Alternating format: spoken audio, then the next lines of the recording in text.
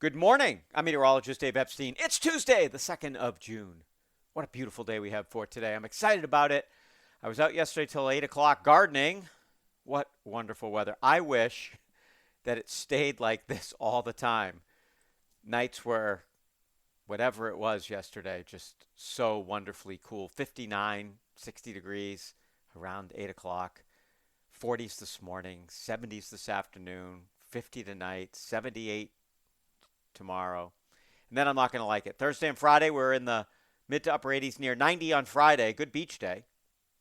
Temperatures on Saturday, partly sunny in the mid to upper 80s. And then Sunday, partly sunny. There might be a shower as a front comes through, temperature in the low 70s. And then it's cooler Monday, low 70s as well. So we have some warm weather moving in with high pressure. By the way, we are sponsored by Volante Farms. Volante Farms in Needham for all your garden needs. And you can still plant.